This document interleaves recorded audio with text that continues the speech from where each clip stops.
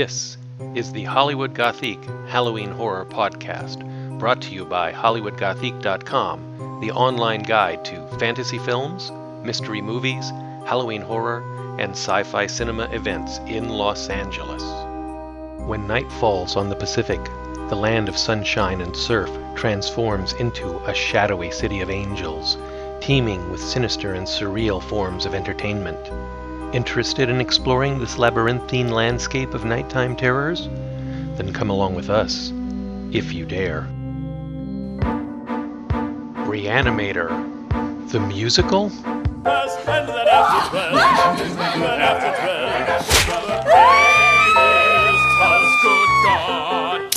That's right, director Stuart Gordon's 1985 cult horror film, based on stories by H.P. Lovecraft, became a stage musical back in 2011 when it made its debut at the Steve Allen Theater in Hollywood. It was just like the movie, only campier, funnier, and with songs. Gordon wrote the book for the show with William J. Norris and Dennis Paoli, the latter of whom had co-scripted the film. Mark Nutter wrote the songs. For Halloween 2014, Re-Animator the musical returned to the Steve Allen Theater for a short run beginning in mid-October. For this engagement, Graham Skipper and Jesse Merlin returned in their roles as Herbert West and Dr. Hill, joined by Darren Ritchie as Dan Kane, Jessica Howell as Meg, and Ken Hudson Campbell as Dean Halsey. After a successful opening weekend, the engagement was extended to November 23rd, which is to be followed by a move to Las Vegas in January at the Smith Center for the Performing Arts. During Re-Animator the musical's final days in Los Angeles, Hollywood Gothique sat down with Stuart Gordon to discuss spewing entrails, zombie cats, and staging graphic gore effects for a live audience. Re-Animator started as some stories on the page, became a movie, and then turned into a play. What's the difference between adapting literature to the film versus adapting the film to the stage? Lovecraft wrote the stories, as a serial in 6 installments. Adapting his story goes over a period of time. It starts out with them as medical students and covers a period, I think, of about 20-some years. So when we did the movie, we compressed it all into happening all in a very short amount of time. Lovecraft is never big on women characters, and so we added the dean's daughter, Megan Halsey. We made some other changes as well. The whole rivalry between West and Dr. Hill is kind of hinted at in the stories, but we had to bring it much more into the forefront of the story. Adapting it to the stage, as it turned out, I worked with Mark Nutter, the composer, for a period of about over 2 years. What he did, which I hadn't expected, was rather than just adding a few songs, he turned a lot of the scenes into music. Now about 90% of the show is sung. So I would call it, in a sense, it's more of an operetta. Right, yeah, it is, very operatic. A lot of recitative, sung dialogue instead of spoken. And one thing that struck me is, if you've seen the movie and you watch the play, it's maybe not word for word, but it's pretty close to scene for scene, and yet it seems totally different. And for me, the example I point to is the Rufus episode, which is kind of horrible and slightly depressing, the loss, the death of this beloved pet, turned into a monster. But that's really not the way the scene plays out on stage, even though it's just about exactly the same piece of action. At what point did you realize that we got a whole different animal here, even if we're doing almost the exact same thing? Well, I think we knew early on when we were working on this, Mark Nutter and I, that the stage production was going to be more comedic, than the film was. I mean, the film is funny, it's a black comedy, but the musical is even far more comedic. We knew with Rufus that we thought the audience could have fun with that. Once he starts, bopping his head in time with the music, you kind of, I think you lose any sense of, gee, I really feel sorry that Rufus died. He looks kind of happy to me, Yeah, he seems to be happily reanimated. Which kind of raises the question. I think in the movie, once that episode is over, you just assume that they put Rufus down and, incinerated him or something. But once you have him looking so happy when the play is over, I'm like, what happened? Well, they do say in one of the songs that they did put him down.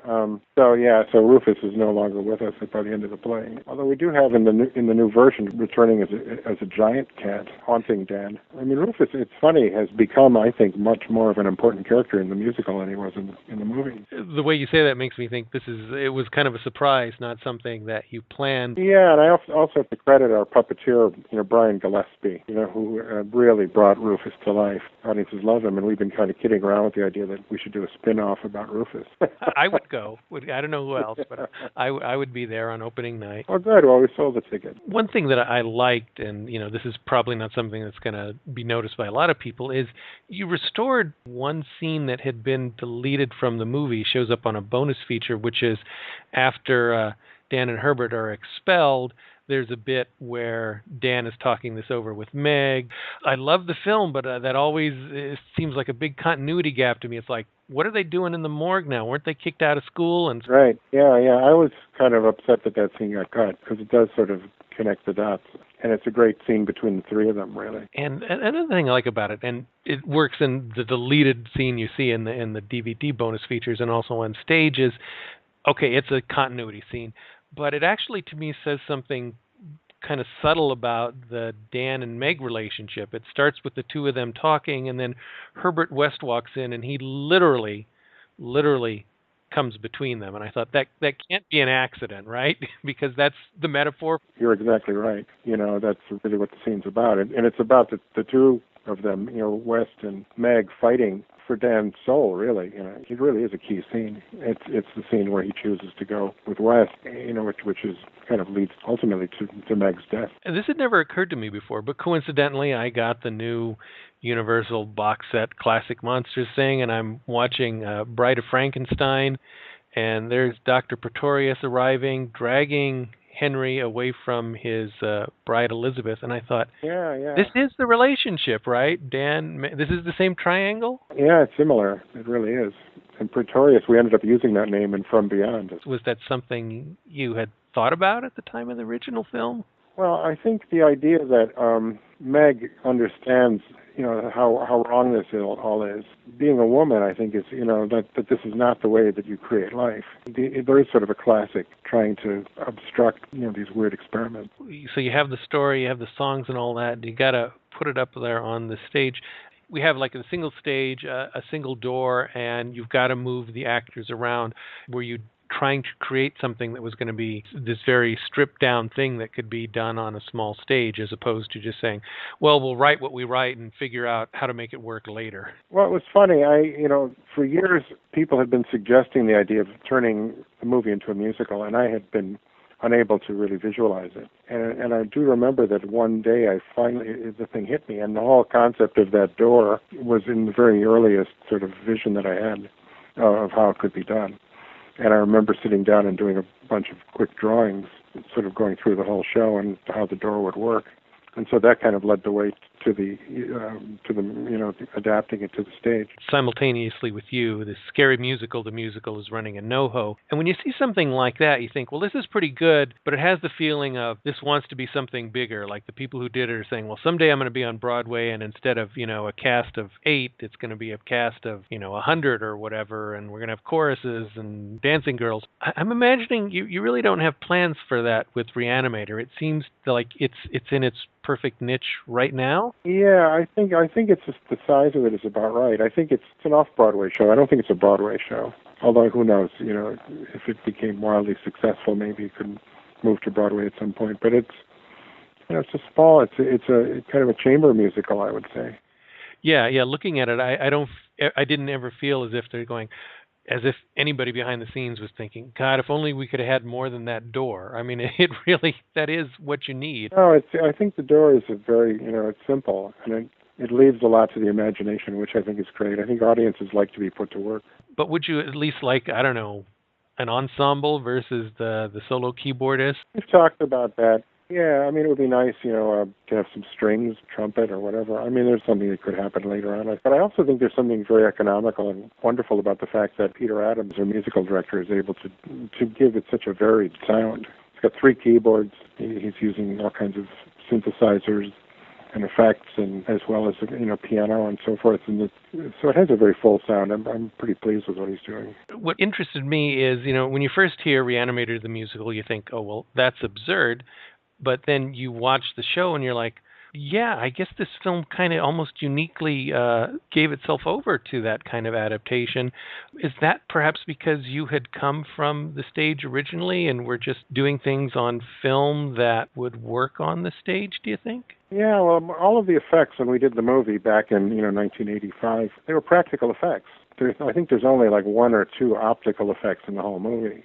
So it was the kind of effects that could be done on stage, and that's really why I went back and to the original effects guys, and they were able to kind of recreate the effects live. One effect that is, I think, considerably different because you can't use an edit to get around it is Herbert West has Dr. Hill's head in his hands, clearly a prop. He goes to set it down on the table and it's replaced with the real thing. And I thought, I don't think anyone doesn't know what's happening in the audience, but it's all about the timing, and it seems so absolutely instantaneous. It's amazing. Is that just something you do from doing it a million times until it's like a clockwork? Well, I have to credit the actors for being able to pull that off, but it is. It's a magic trick essentially, and they're very good at it. And also, you had the headless Dr. Hill, who is a piece of construction there that the actor is inside of, which is pretty remarkable too. Yeah, it's a good thing that Jesse Merlin is double jointed. Maybe I was reading more into this than I should have. When you first see that thing, you're kind of thinking, okay, well, I get it. They've got a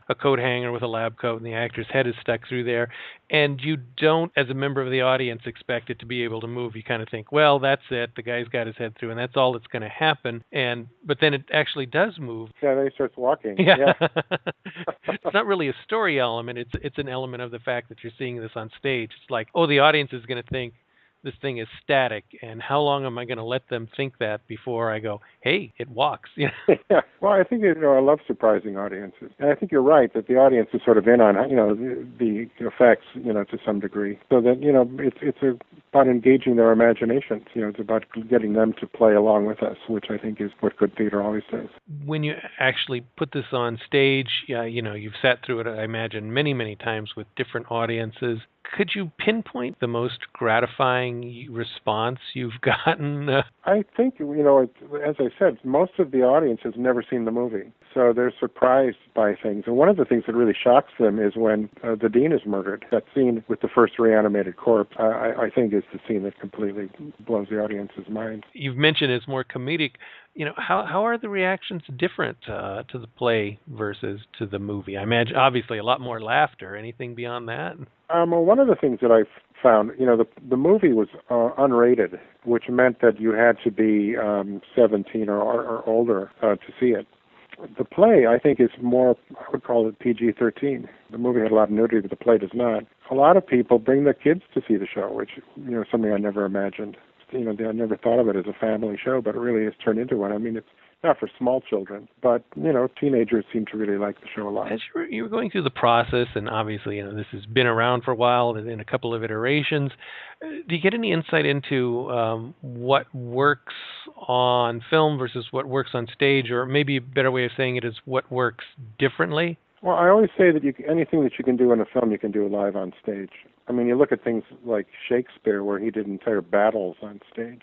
Nothing was impossible. So it's really about engaging the imagination of the audience, and I think that's true with film as well. I think sometimes the mistake that a lot of these big blockbusters make is that they don't really let the audience do any of the work. They're showing you everything. One thing that you can do on the stage you can't do in the film is literally touch the audience. We have I believe, a designated splash zone. Well, again, that's one of the things that people always get excited now about the 3D movies. Theater has that beaten. You can't douse the people continuously. How do you measure that? It's like, well, I think we need 3 times or 4. What are the big scenes that get not only a song but get the intestines spewing? Well, it was so funny. I mean, whenever we would do previews, I would always come out and talk to the audience afterwards. The first thing they would always yell is, "More blood." And eventually I realized that the only thing that would satisfy them would be as if we flooded the whole theater and let them swim out. One interesting addition to me was Herbert West's, I guess it's the equivalent of his death soliloquy, but he's singing it, so I don't know if it still counts as a soliloquy. What a funny idea to take that moment and have him ruminating on the impact of his work and his life and what it all means. I know. I have to credit Mark Nutter with that. I mean, the idea of that was his. Because, yeah, I mean, in a musical, all of those big moments really need to be sung. One of the things that's interesting to me is that I think there's a whole subgenre now of musicals that are based on horror movies. Little Shop of Horrors, and you've got Phantom of the Opera and so forth, and it just goes on. And there's now an Evil Dead musical and so forth. I think horror lends itself to, there's a connection there between horror and musicals. It's sort of a larger-than-life emotional experience.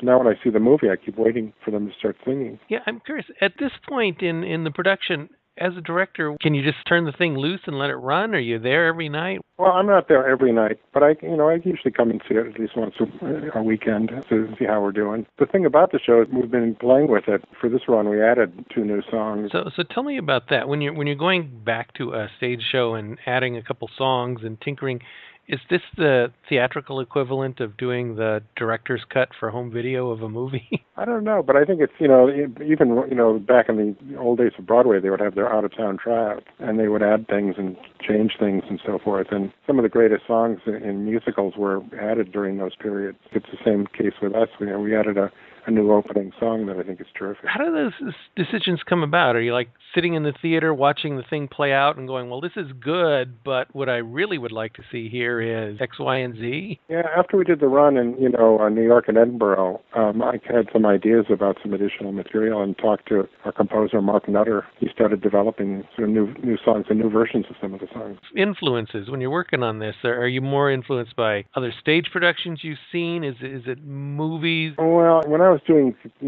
starting out, and I just was doing theater before I ever did a film, people used to say that my plays were like movies on stage, that they felt like movies. So there was something about, and I used to say that anything you could do in a movie, you could do on stage, and you could do it better, which I still believe is true. I think it's about the imagination. It's about letting yourself just go. If you can imagine it, you can find a way to convey that to an audience. So, after you wrap up in Los Angeles, you're heading to Las Vegas.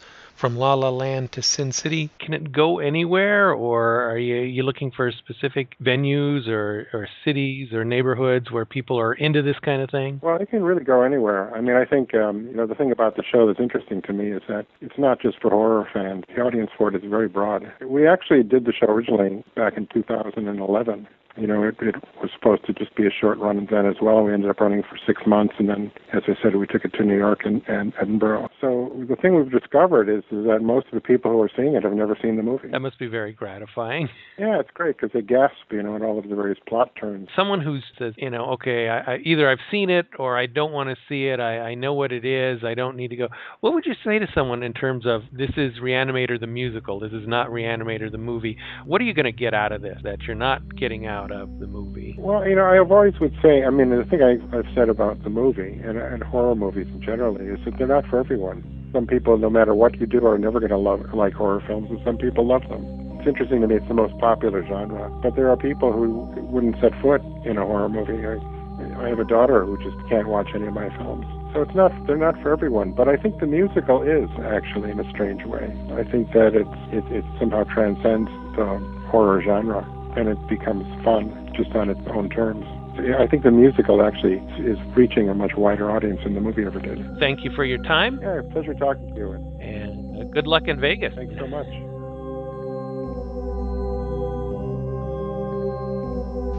After its final performance in Los Angeles on Sunday, November 23rd, Re-Animator the Musical moves to the Smith Center for the Performing Arts in Las Vegas.